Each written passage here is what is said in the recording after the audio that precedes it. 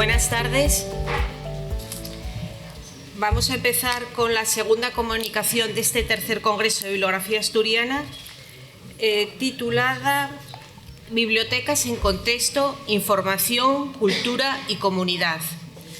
La va a impartir Ramona Domínguez. Para los que no la conocéis, os voy a dar una pequeña reseña de su experiencia profesional. Inició su formación como bibliotecaria en el desaparecido Centro de Estudios Bibliográficos y Documentales de la Biblioteca Nacional.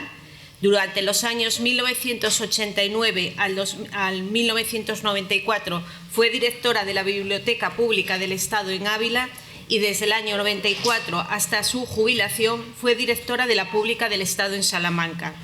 Durante los años 1995 a 2001 fue profesora asociada de la Facultad de Biblioteconomía y Documentación de la Universidad de Salamanca. Ha realizado prácticas y visitas profesionales en bibliotecas públicas de Inglaterra, Bélgica y Alemania.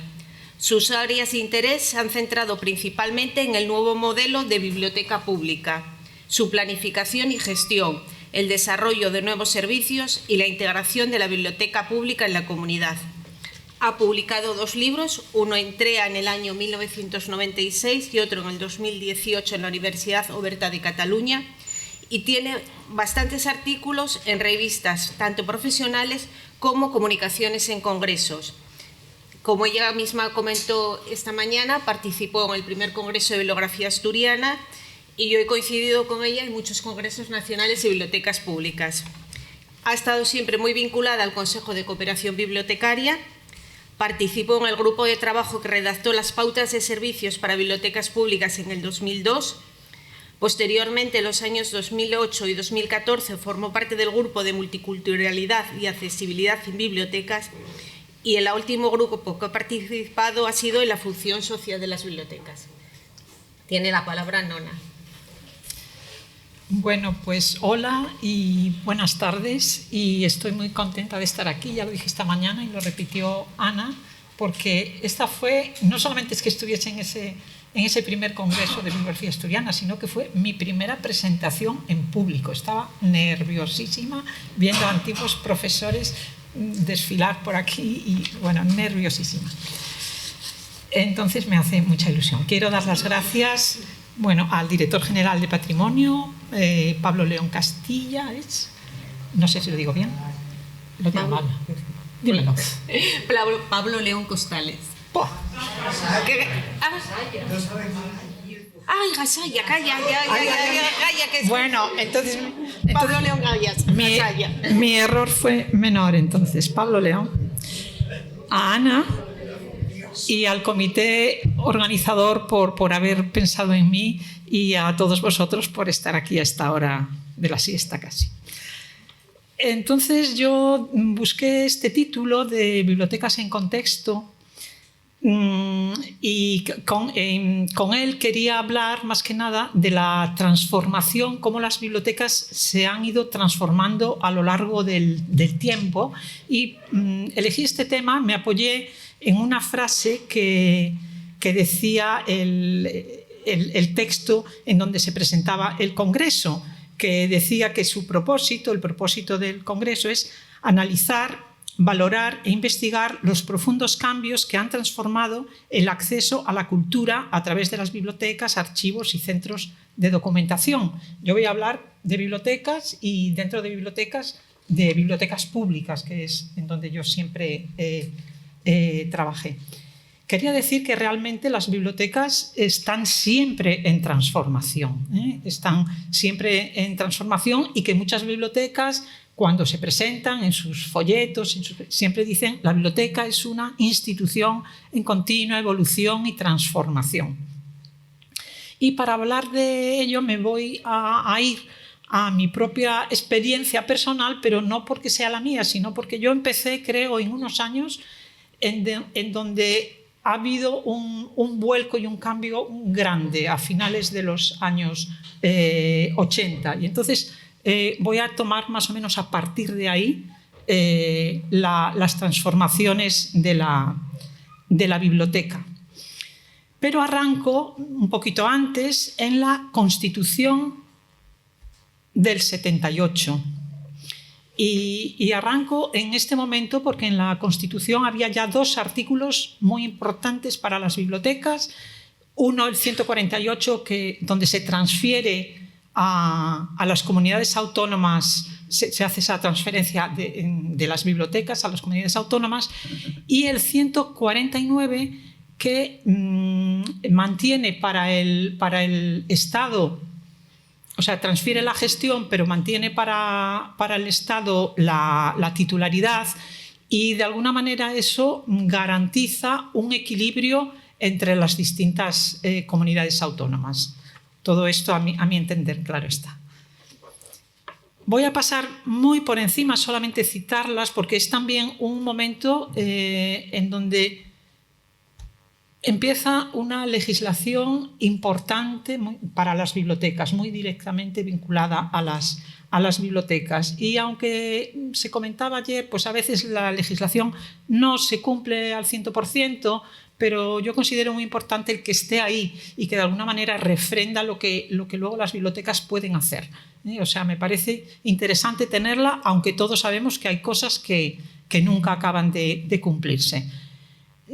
Las tenéis ahí, no me voy a parar a explicarlas o a comentarlas, pero creo que eso, la Ley de Patrimonio Histórico Español en el año 85, el Reglamento de las Bibliotecas Públicas del Estado y del Sistema Español de Bibliotecas en el año 89, y la Ley de la Lectura del Libro y de las Bibliotecas. Está un poquito más desarrollado en la ponencia, pero creo que marcan bastante las funciones, la composición, los servicios mínimos que la biblioteca debe tener.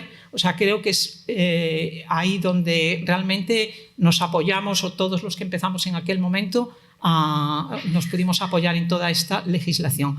Y rescato también, la pongo ahí al final, la Ley de Bases de Régimen Local, por la cuestión de que obligaba, la obligatoriedad, que tampoco siempre se cumple, pero a las poblaciones con más de 15.000, me parece que es, habitantes, a tener una biblioteca pública. Otro cambio importante en esos momentos, pues, a ver si paso aquí, fue la legislación autonómica. La legislación autonómica es la que de alguna manera permite que en cada territorio, ¿no?, se organice los servicios bibliotecarios, y también da unas normas que toda la comunidad debe seguir. Son muy parecidas las leyes, o sea, hay diferencias, por supuesto, pero se ve que se están copiando un poquito unas de otras. Fernando me dice que no, ni mucho menos.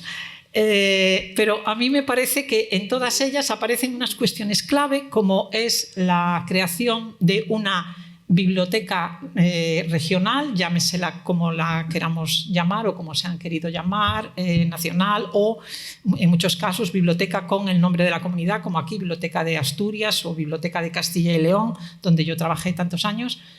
En la biblioteca no, en Castilla y León. Y en muchos casos se le da también, a continuación, el nombre de generalmente algún autor de reconocido prestigio, como en este caso, ¿no?, de Ramón Pérez de Ayala. Bueno, la primera, la de Cataluña en el año 81, y tampoco las voy a leer, tampoco las voy a mencionar todas, pero ahí están. Y entonces ahí vemos que hay un momento muy fuerte a lo largo de todos los 80, y luego ya estaban la mayoría y empieza a descender en los años 90, en los años 2000, y la última publicada, la de Canarias, que costó mucho también que saliese, en el 2019.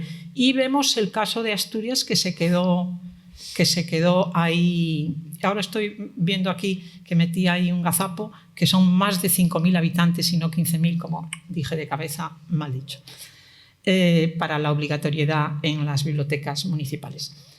Y el caso de Asturias, bueno, pues que no hay todavía una ley que se llame así ley, pero hubo varios decretos importantes, creo que no los tengo así recogidos, pero que de alguna manera se establecen las normas, ¿no?, de actuación del Principado en la materia bibliotecaria. Aquí tengo el decreto 65.986, que establece esas normas genéricas, la resolución de febrero del 87, que se aprueba el reglamento de bibliotecas y casas de cultura, y el decreto 48.1987, por el que se crea esta biblioteca de Asturias, Ramón Pérez de Ayala. Y recojo también que ya desde hace bastantes años la comunidad bibliotecaria viene demandando la promulgación de una ley, y también leí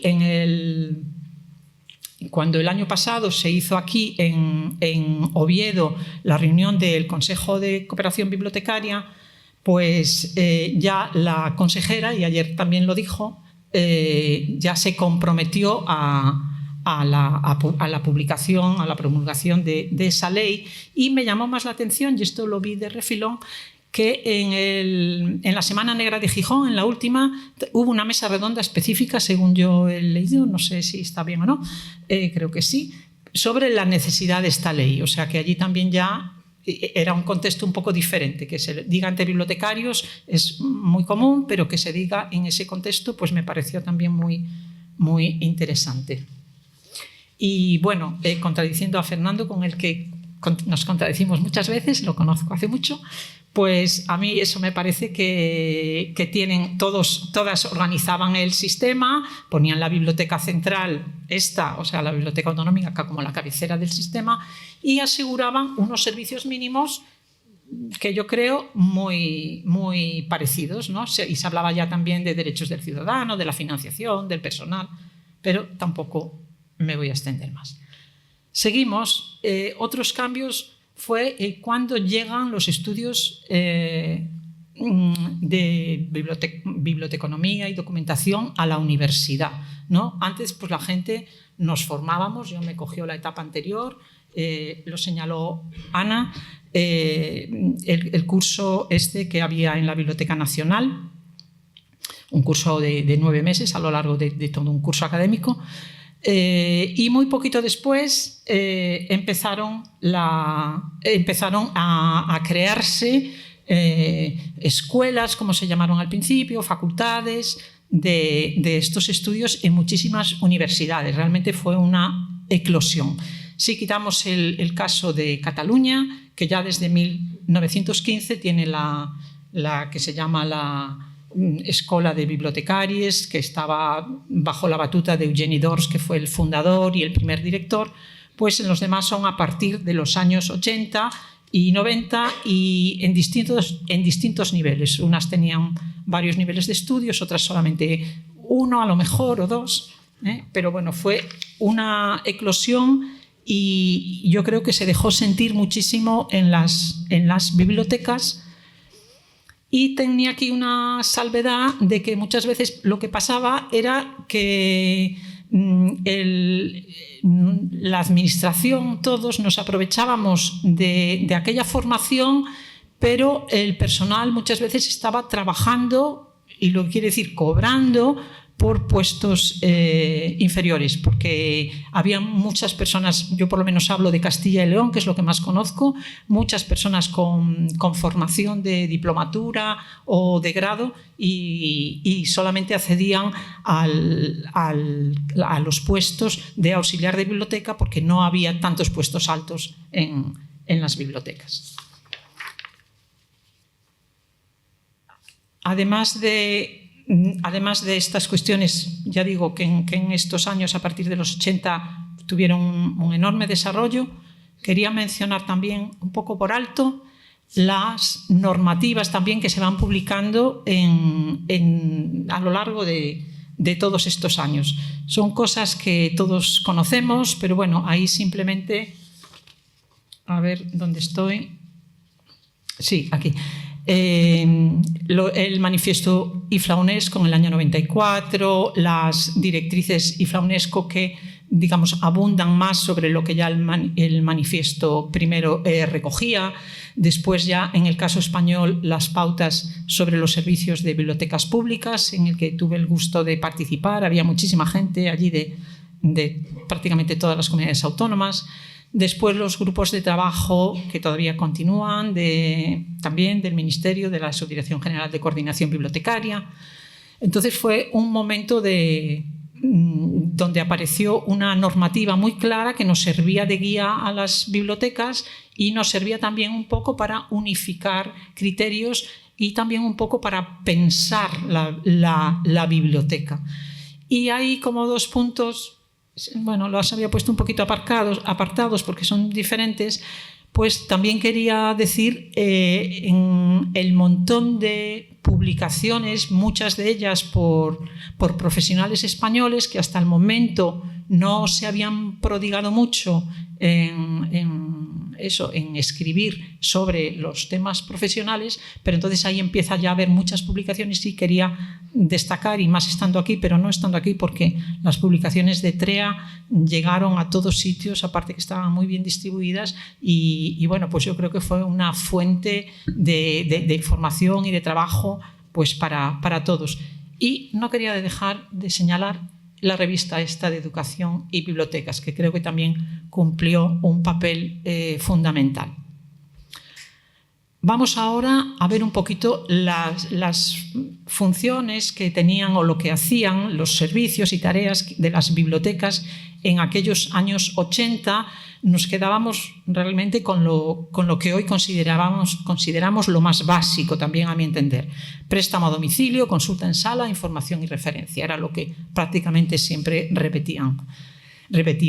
La colección era el centro, sigue siendo importante, luego diré, pero la colección en aquel momento era el centro de todo. Las colecciones locales que ya existían, pero también habló ayer Santiago un poco de ellas, se desarrollaron más a partir de estos momentos, y también las actividades que yo por suerte las había conocido de toda la vida en la biblioteca de Castropol, pero mucho tiempo después, o cuando salí de allí de adolescente con 13 años o 14, pues vi que la biblioteca de Castropol era una excepción. Lo que a mí me parecía que era lo normal, pues que era una excepción todo lo que allí sucedía ya siendo niña y adolescente. Y las actividades que se englobaban en un nombre que yo creo que cayó ya en desuso, de extensión cultural. Había algunas cosas. El proceso técnico lo ocupaba casi todo. Los exámenes que había para oposiciones eran todas aquellas clasificaciones que te ponían para pillarte, aquellas catalogaciones endiabladas. Y me acuerdo también, los más antiguos a lo mejor lo recuerdan, las visitas de los comerciales, de editoriales y distribuidoras, que era continuo para la selección de libros, pero no teníamos internet, era la fórmula de hacerlo entonces. Bueno, entonces hemos visto un poco, por resumir o por guiar, la cuestión legislativa, la cuestión de las normativas y esas cuestiones básicas que teníamos entonces. Vamos a ver lo que surgió paralelamente a todo esto, pero que nada más que lo recojo ahí para el que quiera entretenerse, que se entretenga en leerlo. Va así a lo bruto, va siguiendo un poco un orden que pensé más o menos cronológico, aunque tampoco fue tan lineal, también variaba de unas bibliotecas a otras, de unas comunidades a otras, pero son una serie de cambios. Es que me estoy perdiendo aquí.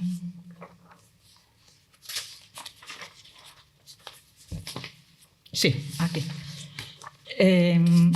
Una serie de cambios que fueron también dándose en las bibliotecas y hasta llegar un poco al día de hoy. Entonces ahí menciono un poco todos ellos, ¿no? Lo empezamos por los catálogos en línea. Yo no me acuerdo muy bien en qué año llegué a la biblioteca de Ávila, todavía era el 80 y muchos, 89 a lo mejor, o por ahí, que la primera tarea fue abrir las cajas de los ordenadores que había enviado el Ministerio para empezar a automatizar, aunque yo antes de hacer la oposición pues había estado trabajando en contratos así temporales, y ya se trabajaba, estuve en el CSIC, estuve en la Universidad Politécnica, y siempre todos los contratos en aquel momento era para hacer la automatización, rellenando fichas, rellenando para la automatización. Entonces, quizá lo primero eso, pero luego ya cooperación, redes, bueno, lo que voy poniendo ahí, digitalización de fondos, servicios en línea, repositorios, el acceso remoto, los sistemas como el Pregunte, de pregunta-respuesta, chat, redes sociales, apps, la nube, todo esto. Y pongo por último hasta la inteligencia artificial.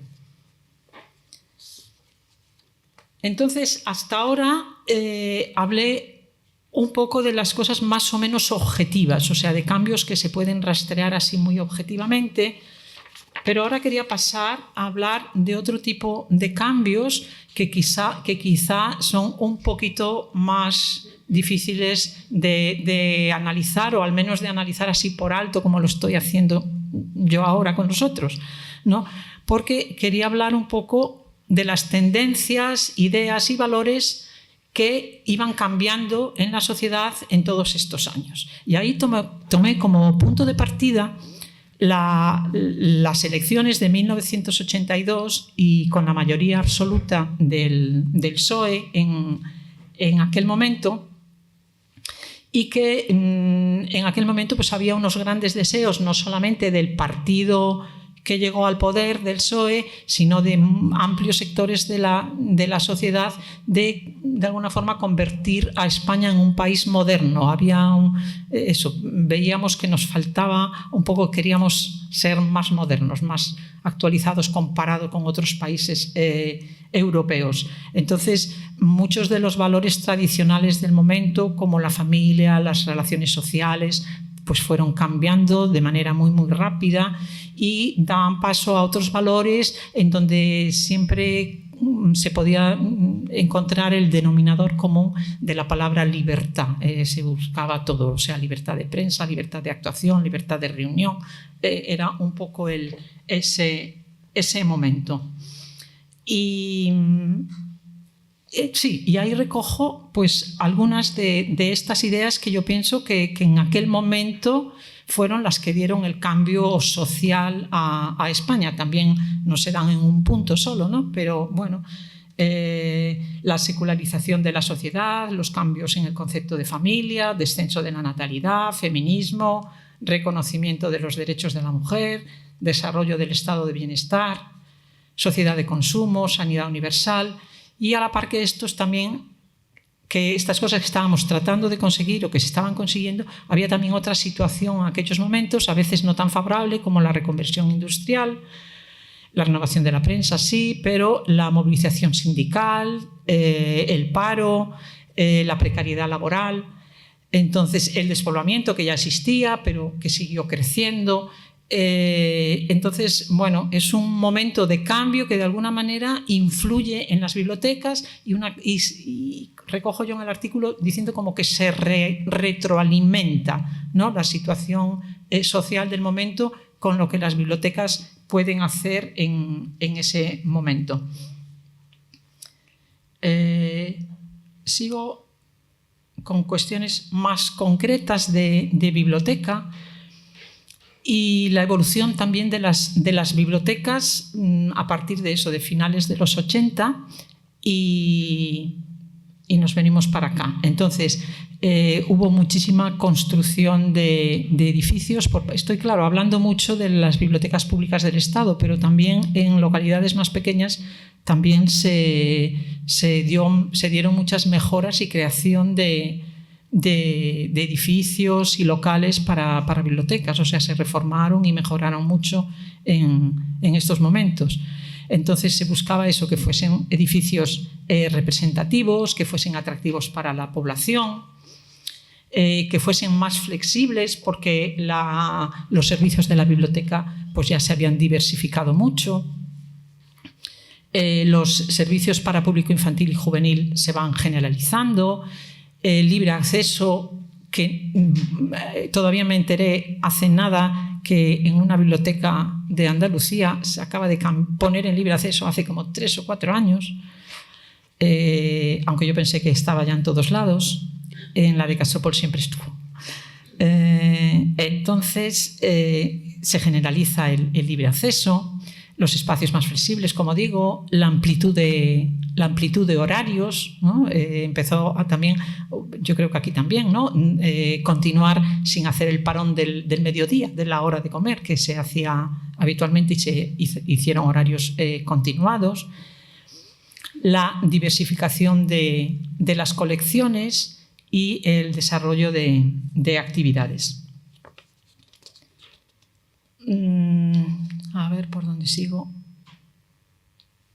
Quiero seguir por aquí en la cuestión de las colecciones, y en esto sí que venía todo también dado, o mucho, por un lado por la problemática, pero por otro lado rápidamente las editoriales se hicieron eco de la problemática de aquel momento y se empezaron a publicar otras obras que hasta el momento no estaban casi ni publicadas, o había muy poco, y tampoco en las bibliotecas, que eran colecciones hasta entonces muy académicas y siempre guiadas por la clasificación decimal universal. Era un poco eso. Y aquí pongo una serie de temas. Esto ya tocó un poco cuando yo llegué, sí, entre Ávila y Salamanca, pues toda esta producción de otras temáticas como eso, la actualidad política que estaba interesando tanto, feminismo, sexualidad, los nuevos valores, autoayuda, guías de viaje, manuales de autoformación en todo lo imaginable y movimientos sociales y sindicales. Y también recojo ahí la diversificación de las actividades, y comento que aunque continúan y todavía continúan hasta hoy las actividades más clásicas de bibliotecas, como presentaciones de libros, como los recitales generalmente poéticos, pues esto se fue también ampliando, diversificando, y aparecieron, yo recuerdo los primeros festivales de narración oral en Guadalajara, los ciclos de conciertos, los ciclos de cine en muchas bibliotecas también, las exposiciones que también había, pero fueron también mejorando y teniendo espacios propios para exposiciones dentro de las bibliotecas, los encuentros literarios de un poquito de mayor nivel, y toda la cuestión de formación de usuarios en servicios tecnológicos, porque toda la automatización trajo consigo ese cambio en las bibliotecas, trajo una exigencia muy grande para los profesionales, que teníamos que ir actualizándonos casi de día en día, pero también para todas las personas, porque a la par todo iba variando también en otros ámbitos, sea el ámbito de la educación o el ámbito del comercio o el ámbito bancario, o sea que se extendió a todos lados. Vamos a ver ahora cómo la biblioteca, que llega a ser ya un poco difícil de definir, porque y hablo de biblioteca pública, porque las bibliotecas públicas fueron tomando distinto cariz según el sitio en donde estaban, o sea, la comunidad a la que servían, el lugar en el que estaban, a veces también la idiosincrasia del propio bibliotecario o directores o equipo. Y entonces empezaron a surgir muchas ideas, que unas se desarrollaron más, otras menos, y ya las bibliotecas no empezaron a presentarse cuando se presentaban. La biblioteca es un espacio que contiene no sé cuántos miles de volúmenes. Empezaron a presentarse de otra manera, ¿no? Entonces hablamos de eso, biblioteca, se habló muchísimo de la biblioteca como lugar de encuentro, ¿no? La biblioteca social, ¿no? Ya con esa preocupación social y lo que pasaba con las personas, la biblioteca intercultural, no solamente para personas que llegaban por la vía de la inmigración de otros lugares, sino también de pues distintos tipos de personas. La biblioteca Tercer Lugar, que también hizo así furor hace unos años, ¿no? Entonces, donde se consideraba que la biblioteca era ese tercer lugar por ser un espacio de acogida y un espacio amable y democrático, diferente del primer lugar, que sería el hogar, o sea, la casa de cada uno, y el segundo lugar, que sería el lugar de trabajo. Y luego ahí ya aparecen pues muchos... Es que me pasé de día porque esta la tenía cambiada. Tercer lugar, la biblioteca relacional, que basaba todo en la biblioteca y las relaciones que establecía con otros centros, con personas. Ya no es la biblioteca solo con lo que tiene, sino la biblioteca con lo que hace, eso lo vuelvo a decir por ahí, ¿no? La biblioteca Makerspace, que también hizo furor hace unos años, ¿no? Con bibliotecas donde se pudiese hacer y construir cosas. La biblioteca Laboratorio Ciudadano, precisamente esta misma semana en Astorga hubo un encuentro auspiciado por el Ministerio de Cultura sobre laboratorios ciudadanos. O la biblioteca transversal, de la que yo hablé también en algún momento por ahí en un artículo, en donde hacía un poco una mezcla de distintas cosas según las necesidades del momento, según la comunidad a la que se atendiese, y ya no tan unívoca, sino un poco más de mezcla de todo ello. Había más cosas que no tengo ahí, pero por ejemplo, ¿os acordáis también? La biblioteca de objetos, donde se prestaba de todo, desde una plancha a un taladro, cosas que se podían prestar, o también la biblioteca humana, donde una persona se consideraba un libro que contaba un poco su vida o sus experiencias. O sea que, digamos que ahí la biblioteca ya tuvo la opción, la biblioteca pública tuvo la opción de elegir por dónde se decantaba según esas necesidades que veía. ¿Cómo vamos, Ana? Vale.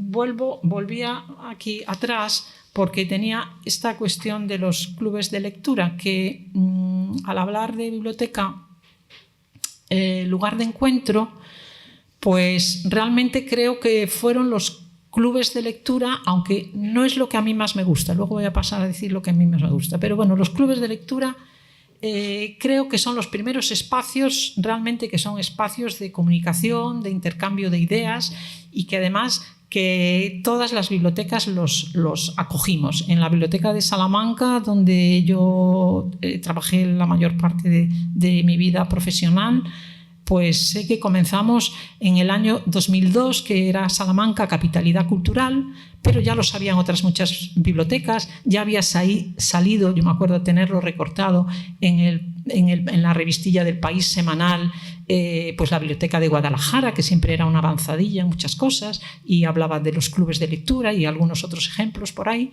pero a partir de ese momento, de los primeros 2000, ya se empezaron a generalizar, y hasta hoy que ya están cada pueblo más pequeño y casi cada barrio hay clubes de lectura, y bueno, pues favorecen todo ese intercambio, esas relaciones, favorece una cosa muy importante de las bibliotecas, que es conocer a otras personas, conocer gente, relacionarse, ahí ligándolo un poco con la parte de biblioteca social, ¿no?, que yo considero fundamental en las bibliotecas.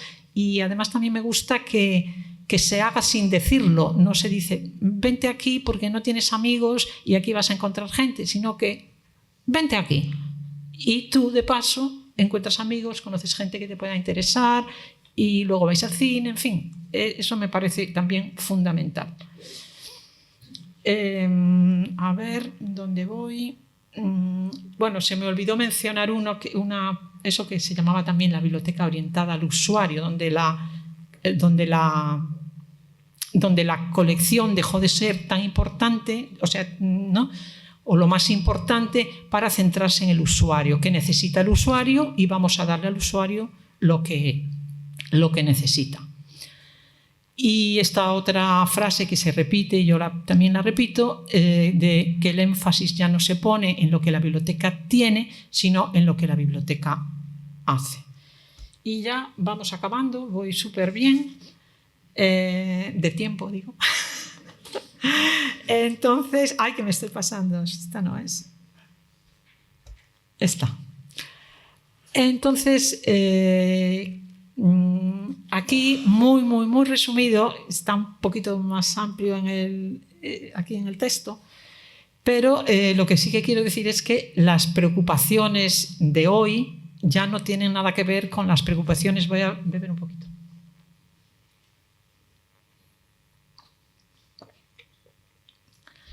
Bueno, sí tienen que ver, pero han cambiado mucho a las preocupaciones de hace 10, 15 años, ya no digamos de hace más, pero incluso de hace 10, 15 años. Y como señalo ahí, el paro, el acceso a la vivienda, a la sanidad, la cuestión del aislamiento social, que me interesa mucho para las bibliotecas, del aislamiento social, siguen siendo temas prioritarios, pero que surgen otras muchas preocupaciones. Ahí está un batiburrillo de cosas, pero creo que todos también las reconoceréis, temas de los que se habla, de los que hablamos en la calle y que preocupan, ¿no? Entonces está la inmigración, el desarraigo, la pobreza, la gentrificación, los populismos, la emergencia climática, el turismo desbocado, la sostenibilidad, desarrollo rural, diversidad, colectivos vulnerables, envejecimiento, cuidados, identidad de género, feminismos, ya lo pongo en plural, animalismo, fake news, sobreinformación, toda la cuestión de los influencers, la brecha digital, la inteligencia artificial, el consumismo, la polarización de la sociedad y la mercantilización de la cultura. Creo que se podrían añadir más, pero desde luego creo que esta es un poco una parte importante de la problemática que hoy, bueno, pues nos cuestionamos y de la que debatimos, discutimos y queremos estar informados. Y como veo que me queda un pequeñísimo tiempo ahí, ¿no? Bueno, voy a acabar antes de los 10, pero voy a meter una cuña porque la olvidé por ahí, pero me la sé, que es otra cuestión que a mí me parece muy importante en las bibliotecas, y por ahí lo dije, pero no lo señalé bien, lo de la mercantilización de la cultura, o también las ofertas cada vez más comerciales, y allí ya me voy a mojar, cada vez con unas calidades a veces más que dudosas, ¿no? Entonces yo creo que ahí muchos bibliotecarios no están de acuerdo, ya lo digo yo de antemano, pero yo creo que ahí las bibliotecas tienen que ser un poco estrictas en lo que ofrecen, tanto en fondos, en libros. Me pasó también decir la importancia que tuvo en su momento en toda España cuando empezamos a prestar discos, películas, todo aquello, pero lo que quería decir era eso, que creo que las bibliotecas tenemos que cuidar esa oferta, tanto en la oferta cultural de actividades como en la oferta de fondos, porque yo creo que las editoriales es cada vez más agresivo, los grupos editoriales ya no piensan más que en el dinero. A ver, estoy generalizando, hay editoriales magníficas, pero yo creo que es ya un poco loco esa agresividad, y lo que no podemos ver, y ya no me voy a meter ni con los bestsellers estos románticos, ni con estos libros que se hacen en una semana, ni con tal, me voy a meter incluso, y ahí ya me mojo más, con los libros un poco mejores, bastante mejores, pero lo que no podemos, o creo yo, que estamos dejándonos influir, o sea, que la gente nos está metiendo en la cabeza, que haya una persona que vaya, como me pasó a mí cuando estaba todavía en la biblioteca, yo vengo a buscar el libro de Patria. Mire, tenemos como 10 o 12 ejemplares, pero están todos prestados. Pero mire, le vamos a proponer algún otro libro que le pueda interesar. ¿Usted qué le gusta? No, yo solamente quiero el libro de Patria. Me voy, ¿no? Entonces, eso cada año nos está pasando con 1 o 2 libros. Ahí tenía apuntados algunos de los que me acordaba. Apunté el de Ordesa, otro tanto de lo mismo. Apunté más recientemente el de la Península de las Casas Vacías, que yo ya no entro si es bueno o si es malo, pero lo que creo que es una locura es que pum, pum, pum, pum, pum, pum, pum, nos pongan cada año 1 o 2 libros que nos tenemos que leer a la fuerza, habiendo literatura maravillosa y desconocida que también esas editoriales maravillosas que existen publican, pero que lamentablemente no llega a todos lados. Y referente a esto de los nuevos desafíos, pues también es verdad que la biblioteca no puede hacerse cargo de todo esto, ¿no? Pero sí que puede reenfocar, redireccionar de alguna manera servicios para hacer un poco, compensar un poco todo esto. Y acabo con esta transparencia que casi siempre llamo así, a modo de conclusión. Y en este a modo de conclusión volvemos al principio, que las bibliotecas son servicios que están en constante transformación, como yo he pretendido mostrar y creo que todos somos conscientes de ello. Y para explicarlo un poco quiero meter esta metáfora del barco del pensador austriaco del Círculo de Viena, Otto Neurath. Y él decía que las instituciones de todo tipo, yo digo también las bibliotecas, ¿no? Pues él las comparaba con un barco, ¿no? Y entonces un barco está en el mar y necesita reformarse, necesita arreglar cosas que tiene mal, pero tiene que hacerlo cuando está en el mar. Dice, no vale ir a puerto y a reconstruirte de nuevo. Y entonces él mantiene la teoría de que igual que en un barco, una parte nueva apoya a una parte antigua o vieja y esa parte antigua o vieja sirve de apoyo a esa parte nueva, pues dice que las instituciones, y yo digo entre ellas las bibliotecas, no pueden hacer tabla rasa de todo el conocimiento que tenían acumulado anteriormente para hacer algo nuevo, porque queremos ser muy modernos, sino que tienen que ir, como en el caso del barco, apoyándose lo viejo en lo nuevo en lo viejo, y todo ello mientras siguen funcionando, mientras siguen dando servicios, ¿no? Es decir, mientras están como un barco en el mar. Y muchas gracias.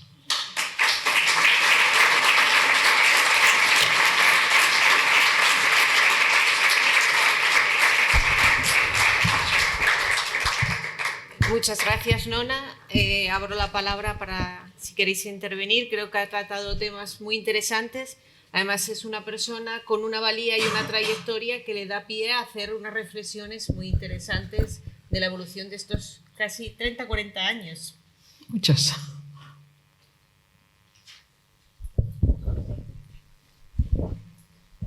Sí, buenas tardes. A mí me interesa mucho el tema del que has mencionado sobre el mercantilismo, porque yo creo que las bibliotecas pueden hacer mucho, pero lo que van a hacer tiene muy poco valor. Y me refiero a lo siguiente. En el aspecto editorial, sabemos que cada vez hay menos editoriales, que hay los grandes grupos editoriales y que para las editoras independientes es muy difícil luchar contra eso. Las bibliotecas podemos hacer una política de adquisiciones que valore esas editoriales independientes, que les dé preferencia de alguna forma, porque es cierto que tienen libros muy interesantes y que no suelen llegar al público, que el público tiene menos posibilidades de conocerlos, pero el resultado de eso no es que esos libros se consuman más. Yo creo que el problema sigue siendo el que acabas de indicar, que a través de los medios de comunicación, de los periódicos, de la televisión, siempre se habla de los mismos libros y el usuario cuando viene va a querer ese libro. Y es muy difícil convencerle para que intente otras vías y pueda leer otras cosas, aunque las tengamos. Que sí, Miguel Ángel, esa creo que es la cuestión, ¿eh? Esa creo que es la cuestión. Es difícil Pero bueno, yo creo que hay que intentarlo y se puede hacer también de diversas maneras, con los autores que se invitan, con los libros que se seleccionan en los clubes de lectura. Bueno, hay maneras que son costosas hacerlo, o sea, porque efectivamente nos meten cada vez más.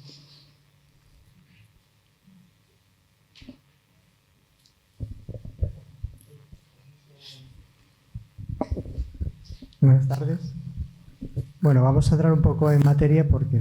Por alusiones. Sí, son las 5:45 de la tarde, está bien.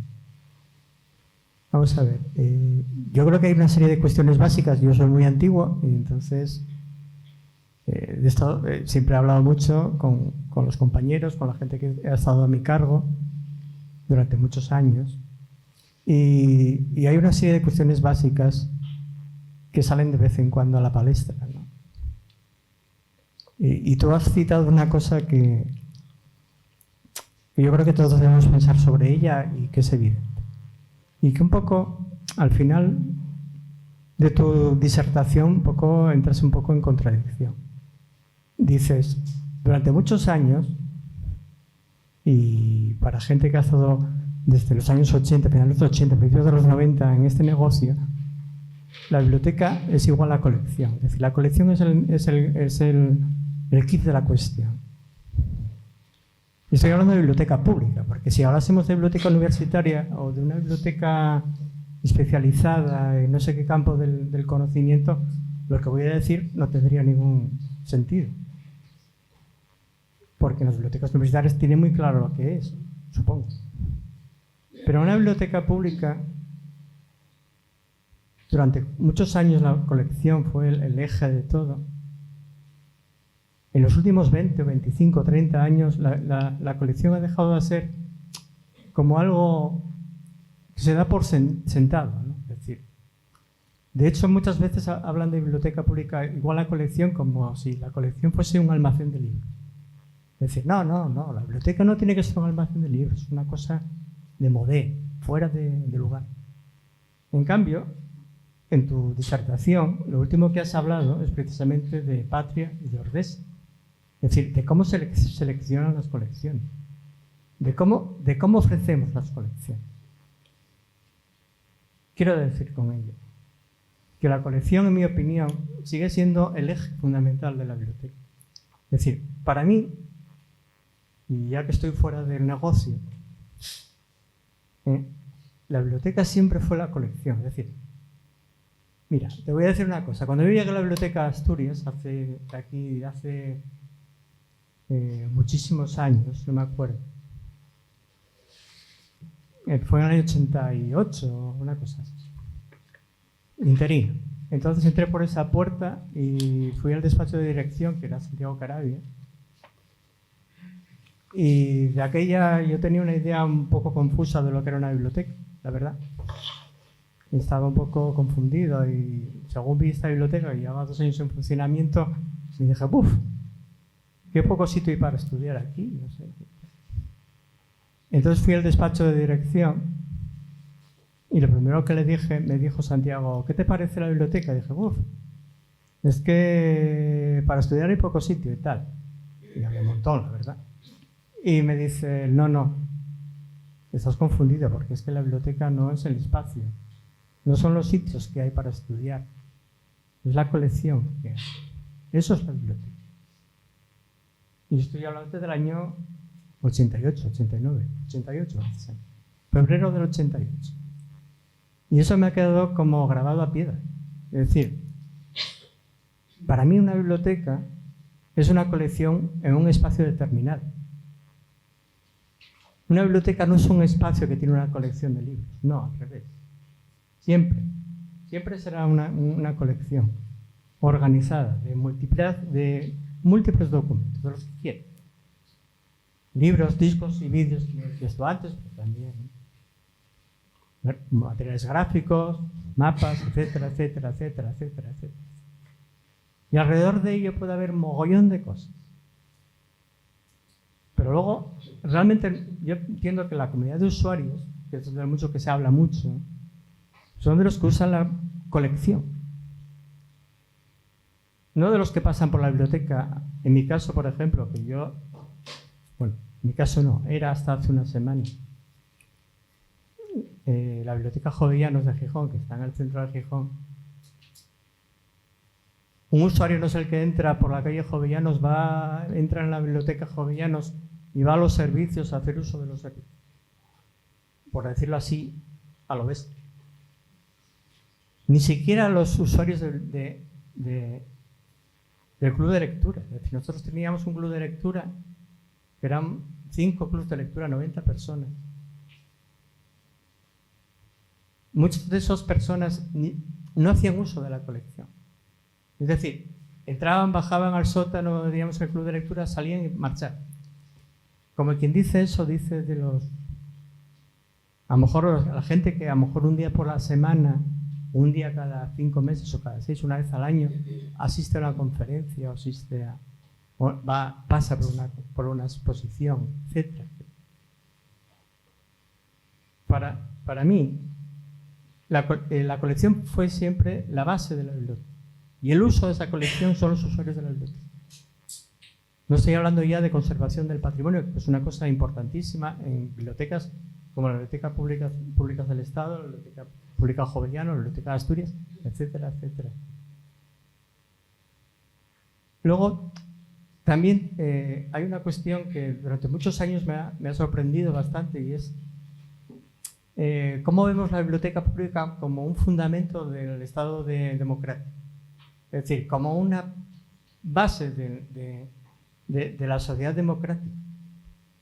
Somos algo así como el pilar sobre el que se fundamenta pues eso, la sociedad liberal, de intercambio de opiniones, etcétera. Es decir, toda esa serie de proclamas estupendísimas que hacemos, o que la gente va construyendo a lo largo del tiempo, de cómo la biblioteca pública, porque no hablamos de la biblioteca pública, no hablamos de otras bibliotecas. Uh-huh.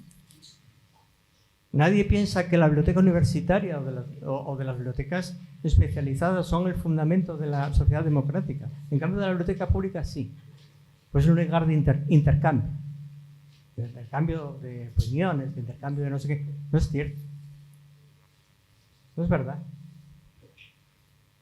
Como muchos lugares en el que circunstancialmente, en función de las actividades que alrededor de la colección o en el espacio de la biblioteca pública se puedan organizar. Creo que en Salamanca teníais un café, creo recordar, ¿o no? Tuvimos un café, pero no sé si quieres decir algo más, si no ya te contesto. Vale. Entonces, claro, el que va al café... es un poco... Mira, yo hablando... ayer pasé por ahí, hoy mismo, me acuerdo.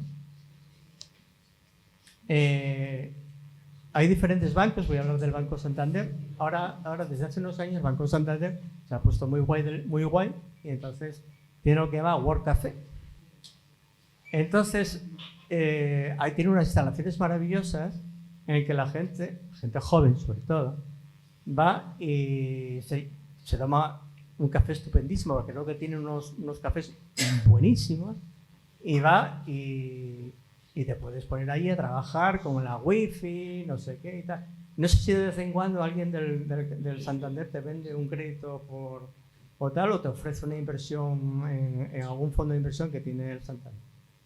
Pero es maravilloso. Es decir, tú vas al World Café del Banco Santander y es fantástico. Qué guay.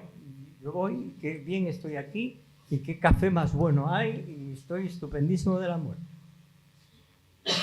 Pues las bibliotecas públicas, tal cual las estamos entendiendo, pues van un poco en esa línea. Es decir, tú ven a la biblioteca, estás muy bien, eres fantástico, eres usuario de la biblioteca, qué guay es la biblioteca pública. No hace falta que hagas uso de la colección, para nada. Tú ven por aquí y ya está.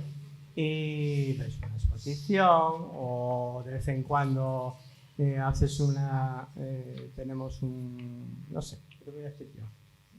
Una conversación interesante sobre la política, la geopolítica, que ahora está muy bien. Por lo tanto, y voy a resumir, en mi opinión, y con esto voy a decirle a Ana Cámara que por favor no me hagan ninguna entrevista para Asturias con motivo de mi jubilación, porque no sería procedente. Para mí hay muchas cosas que son modas.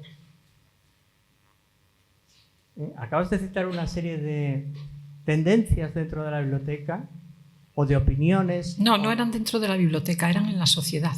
Bueno, pero ¿cómo se ha visto cómo profesionales de la biblioteca en los últimos 20 años han elaborado diferentes razonamientos de lo que puede ser una biblioteca? Biblioteca lugar de encuentro, por ejemplo. O lo más reciente, los makers, ¿no? Es decir, que tú vas a la biblioteca y tienes un espacio en el que con una impresora láser, o lo que la impresora láser era hace unos años, ahora será otra cosa, puedes hacer lo que quieras. Entonces estás ahí y eso da una impresión de una biblioteca con un espacio dinámico, abierto, moderno y completamente alejado o distanciado al menos de un espacio que solo se dedica pues, a almacenar libros y a hacer una cosa tan cutre, entre comillas, como es prestar libros. Porque claro, lo de tener una colección abierta, organizada,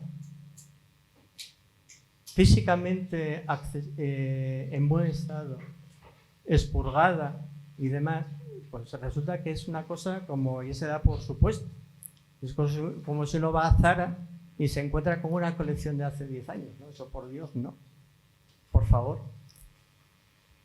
Yo si voy a Zara, por decir algo, o a Mango, pues no solo pretendo que la colección esté de ropa esté actualizada, a la moda, etcétera, etcétera, etcétera, sino que también deseo o pienso que a lo mejor, según entro, tenga que haber en fin, no sé, un café a la última, etcétera, etcétera.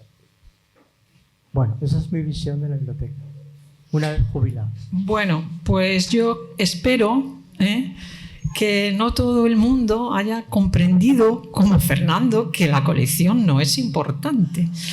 La colección es muy importante y por eso hice esa referencia a la cuestión comercial, a ese avasallamiento comercial que nos viene la gente, como comentaba, y solamente nos pide esos determinados libros que aparecen en la prensa, en la radio, en el otro que nos meten. O sea, la colección es importantísima. Pero además de la colección, pues hay otro montón de cuestiones, ¿no?, que yo creo que se deben de atender. Y sí, para mí, biblioteca lugar de encuentro es muy importante. Muy importante. Y tampoco estoy de acuerdo en que la gente que va a los clubes de lectura, la gente que va a los clubes de lectura, lee un libro en el club de lectura que les gusta del autor X, de Virginia Woolf, y luego sigue y se lee todos los libros de Virginia Woolf que encuentra en la biblioteca. Esa es la experiencia que yo tengo, ¿no? Entonces, no sé, no concuerdo con tu opinión, pero también es verdad que las bibliotecas, como todo, ¿no?, pues tienen mucho que ver con las personas que la gestionan, ¿no? Entonces hay muy distintas visiones que a mí me parecen bien, unas mejor, otras peor, pero yo creo que ya la biblioteca no puede ser estática solo la colección. Pero ya para echar un cabo de nuevo y seguir hablando de la biblioteca de Castropol, en la biblioteca de Castropol, no ya en los años que yo era niña, sino en los años 20 y pico, ya había recitales de piano, concursos infantiles de dibujo, todo, o sea, todas unas charlas agrarias, como comentaban esta mañana. O sea, ya había un montón de actividad alrededor de eso. Y respecto a la otra cuestión, democrático, tampoco me gusta a mí defenderlo tanto en ese sentido, pero tenemos una experiencia, y como siempre barro para casa, ahora voy a barrer para la biblioteca de Salamanca. Tenemos una experiencia que se llama dejarse hablar, debates públicos en las Conchas, como 15 años o más, donde son unos debates de gente de la calle, o sea que la persona que expone el tema, que solamente lo puede exponer en 15 minutos, de los temas más variopintos y allí va la gente a discutir aquel tema y hay temas de todo tipo de cosas, de actualidad, de temas de la condición humana, de temas de todo tipo, gentes, la más jovencita, una chica de 17 años, hasta gente de 80 años presentando eso y discutiendo, y gente que allí aprende a hablar, aprende a razonar, a argumentar. O sea, a mí, bueno, tengo esa visión, pero claro, todo es discutible y yo con Fernando somos amigos. Bueno, pues si os parece bien, son las 5. Muchas gracias, Lola. Muchas gracias. Muchas gracias.